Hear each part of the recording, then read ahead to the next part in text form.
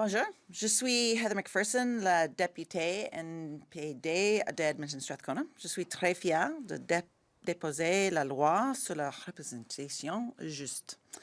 I'm very happy today to have tabled the Fair Representation Act in the House of Commons. I have also made this my private member's bill for this session, and so it will be debated and voted on as early as spring. I'm delighted to be joined today by members of the Carpenters Union. Rod and Casey have been kind enough to join me as I talk about this legislation. And it's important that they're here because this legislation is about workers having power. It is about real labor unions that are democratic and that are accountable to their members and only to their members. That is how all unions should be, and to be very clear, that is how the vast majority of unions are. Company unions, however, are organizations that claim to represent workers while being dominated or influenced by employers. They should be banned, and that is what this legislation does. This bill gives workers in federally regulated workplaces the power to petition the Canadian Industrial Relations Board to investigate a company union. If the union is found to be employer-dominated or influenced, it can be decertified. The bill also establishes penalties for up to $100,000 for employers who interfere with workers' rights to organize. Collective bargaining only works when workers have real power. It ensures fair wages, it ensures safe workplaces, and it ensures that workers have a real voice. But some workers in Canada are represented by organizations that are financed, influenced, or controlled by employers. These organizations do not act in the best interest of workers. They drive down wages, they weaken benefits, they erode trust in collective bargaining. Ultimately, they hurt all workers and the ability for all of the real unions to do the important work that they do. Les travailleurs méritent des syndicats libres, des syndicats qui servent les travailleurs, pas les patrons. The CLAC is the largest organization in Canada that is often referred to as a company union. Workers represented by the CLAC have told me that they feel powerless and unrepresented. The CLAC has faced serious concerns from labour boards across this country as well. In September 2024, the Manitoba Labour Board found that an employer working with CLAC broke labour laws by firing a worker who was organizing with a different union. A worker lost his job for trying to get real union representation. That is not acceptable. In 2002, the Nova Scotia Construction Industry Panel found CLAC did not meet the definition of a trade union and denied certification. And a number of other labor relations complaints involving CLAC have been filed across the country. The International Trade Union Confederation even suspended the CLAC in 2011 for undermining labor conditions of workers. Far from standing up for them. Just last year, the Liberal government gave CLAC nearly $5 million in public funds. The government is funding an organization that does not put workers first. That is wrong. This legislation would get us back onto the right track. The legislation gives workers power back. Every worker deserves a union that answers only to them, not to the boss, not a government-funded organization that does not fight for them. Every worker deserves a union they control, a union they elect, a union that fights for them. This is about basic fairness, about protecting workers' voices, about making sure that workers have the power to challenge organizations that do not represent their interests. I am committed to moving this legislation forward in Parliament. It will be up for debate and vote as early as the spring. Every MP will decide, where do they stand? Do they stand with workers who want real union representation and the power to challenge company unions? Or will they stand with the status quo that leaves workers behind? I encourage all members of this House to stand with workers and to support this legislation. Merci. Thank you very much. I'll now take questions. We're about 2 days away from, tomorrow's deadline day for the NDP leadership race, membership, and all of that. Just How are you feeling just about how things are going at this stage of the campaign? Yeah, this has been an exciting campaign. I'm proud of the campaign that we have run and really excited to get to the finish line.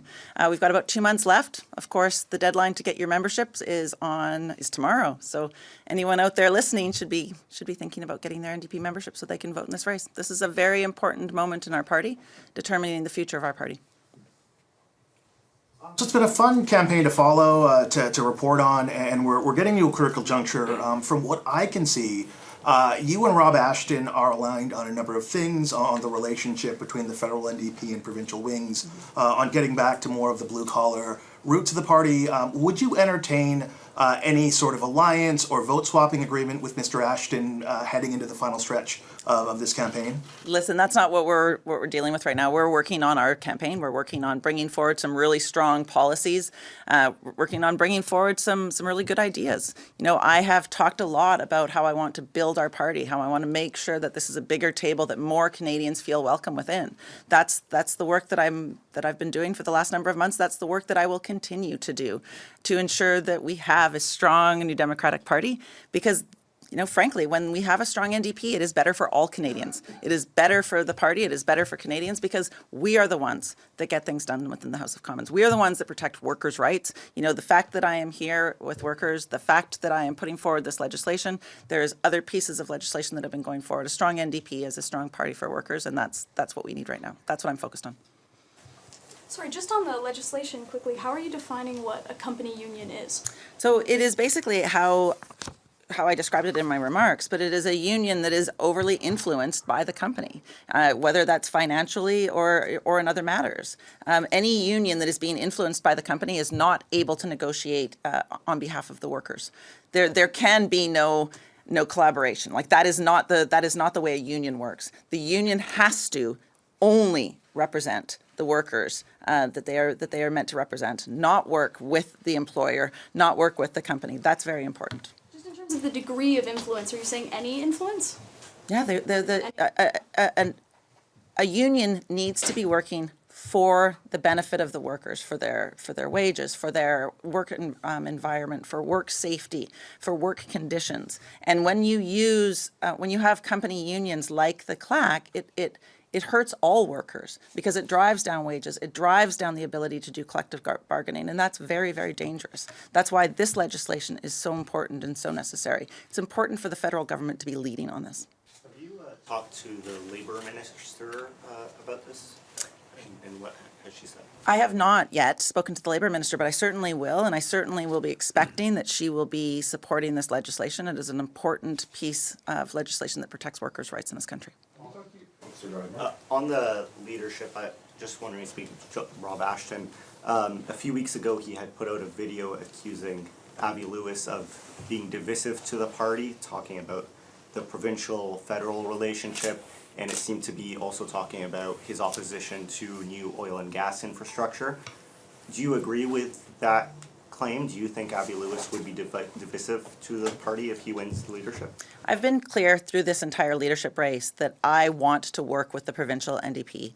The parties across the country that are doing so very well. You know, we are government in British Columbia and Manitoba. We are official oppositions in 4 other provinces, including, you know, massive official oppositions in both Alberta and Saskatchewan. My goal as a leader of the NDP would be to rebuild those relationships, to work well with the provincial parties. Now, we're not going to agree on everything, but the vast majority of things that we agree on, we need to be working together, we need to be supporting each other, and that's my goal. So on the topic of provincial NDP wings, you know, you kicked off your campaign with a huge endorsement for Rachel Notley. The Alberta NDP's current leader happens to be a counterpart of yours in Edmonton, Strathcona. Yeah. Are you expecting an endorsement from Naheed Nenshi? Are you expecting him to weigh in one way or another on the race? So there is still lots of time left in this race, but I will say I was extraordinarily proud that Rachel Notley stood with me and endorsed me and has been helping me on my campaign somewhat.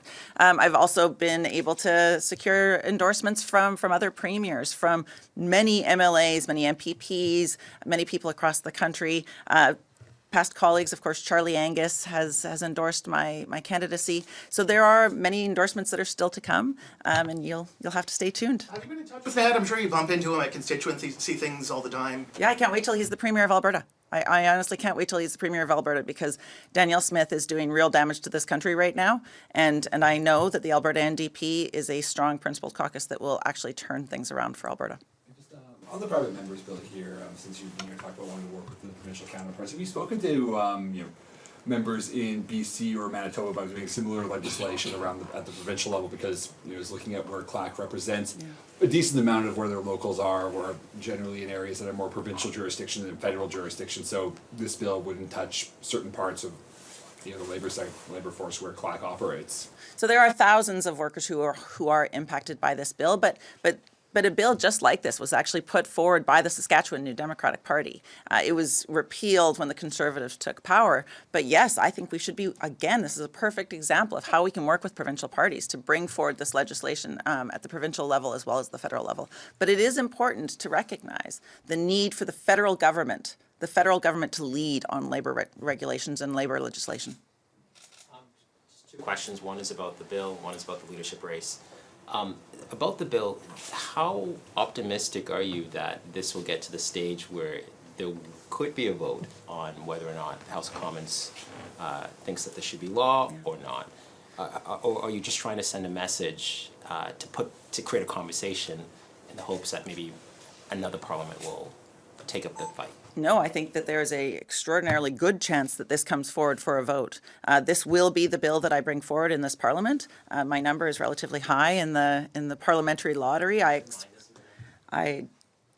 want to say 44, but don't quote me on that, to be perfectly honest. Yeah, but it is. I am in the next replenishment, so I can say that. And so we expect that it will come up for a vote, and certainly I hope that all parties support this legislation. It is the private members bill that I will be bringing forward as is my right as an MP. Okay. Have you spoken to Conservatives? Have they been interested? They've been very union friendly over the last couple of months. First of all, I just tabled it today, so of course we didn't bring it forward before today. So we tabled it this morning. I will certainly be speaking to all of the members of Parliament within the House. I will say there was a lot of heckling coming out of the Conservative side of the House today, so it didn't look terribly supportive, but we will see once they look at the legislation. And just for the leadership race, just final question for me. We've seen Avi Lewis's campaign be able to draw a lot of crowds. Toronto, he had somewhere hundreds of people at Lee's Palace. Has your campaign been able to see those kind of crowds, those kind of momentum?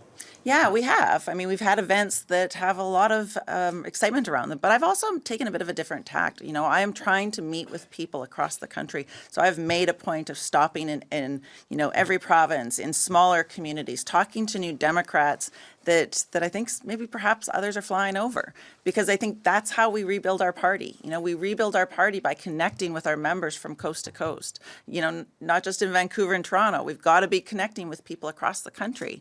For me, that's important. That's the New Democratic Party that I want to rebuild. That's the thing that I'm invested in. So yeah, we've been having all kinds of events. We've been having town halls. We've been, Charlie Angus came out to Edmonton and we had a huge event there. We've had coffee meetings. I've gone to this is what I said at the very beginning, David.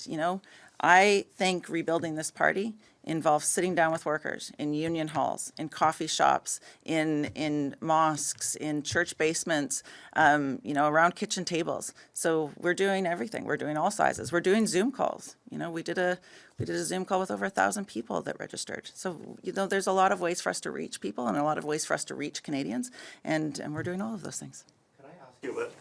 In the 2017 leadership race, the membership total of people that were eligible to vote was 124,000. Do you think, between you and the other candidates signing up new members, do you think the party will reach that threashhold this time around? Honestly, Mark, I really don't have an answer for you on that. We're going to know that in 2 weeks. So hopefully a question that threads the needle on the race and the bill you're putting forward. So you've talked a bit about endorsements. To my knowledge, there's been one caucus endorsement thus far. It's Leah Gazan for Avi Lewis. Is Ms. Gazan, have you consulted with her on this bill? Are you expecting her help moving this bill forward? And are you yourself expecting to roll out any caucus endorsements among the remaining, I think, 5 NDP MPs between now and the end of March? Yeah, thanks for the question. So I've been a member of 3 caucuses now, and many of my caucus colleagues have endorsed me. I haven't talked to Leah about this bill, but I will say I'm quite proud of the work that Leah has done on labor rights with her private member's bill to repeal 107 from the Canada Labour Act. We will always be the party that puts forward these legislative solutions. You know, Alex Boulerice and the work that he did on anti-scab legislation, Don Davies and the important work he's done on stopping unpaid work is very, very important. So we will continue to work on these pieces of legislation. There will be more endorsements coming, and you'll have to stay tuned to see what those look like. To read or look at Leah Gazan's reasoning for her decision to endorse Avi Lewis, and does any of that resonate with you? I'm focused on the folks on the race that we're running, and I'm focused on, you know, the people that have come forward and that have brought their names forward to endorse me. It's been exciting. You know, our fundraising has broken every goal we have set, and we're really excited about our campaign. So for me, it's focusing more on what we have to do for the next 24 hours, and then the 2 months after that. That's where I'm putting my energy at the moment. What's your fundraising looking like? Like I said, we are breaking every goal we set for ourselves, and in fact, the last 4 weeks have been the strongest of our campaign. Yeah. To clarify, when you mention caucus endorsements, you're referring to past caucus members like Charlie Angus, right? Not current ones? Yeah, Leah Gazan, or sorry, not Leah Gazan, Lisa Marie Barons, you know, Lindsay Matheson, others who have put their names forward to support my campaign. I think it's important. But yeah, of course, Charlie Angus is the one that I think so many Canadians are across the country are very, very engaged with what Charlie is doing right now and his resistance movement and the important work he does. So I was very honored by his endorsement, of course. I saw that all 5 of the NDP leadership candidates have taken a stand against the Liberal gun buyback. Do you think that's a positive development to the NDP being competitive again in rural parts of the map? And would you encourage your interim leader, Don Davies, to adopt similar messaging on the Liberal gun buyback? Listen, I mean, this was a bad program. This was such a bad program that the minister himself told people that it was a bad program. We don't want guns on our streets. We don't want assault rifles or assault weapons to be used. That's clear. We've made that extraordinarily clear. But there are ways that we can do this in a way that is better. We, first of all, should be stopping illegal guns from coming into our country. You know, we know that Stephen Harper cut the CBSA workers that were actually doing the work to stop people coming in. That needs to be rectified. There's other pieces that we can do to strengthen the safety within our communities that need to be taken. And a program that even the minister responsible for the program cannot support is a hard thing for anyone else to support. Thank you very much. MP, do we have time to take a question on Zoom? Sure. Yeah. Emily Hawes, please go ahead.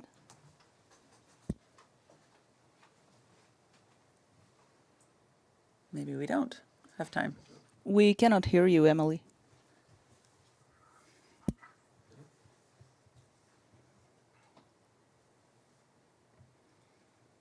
You can tell Emily she can reach out to our team and we can respond if Thank you. This concludes the press conference. Merci, cette conférence de presse. Thank you. Thanks, everyone.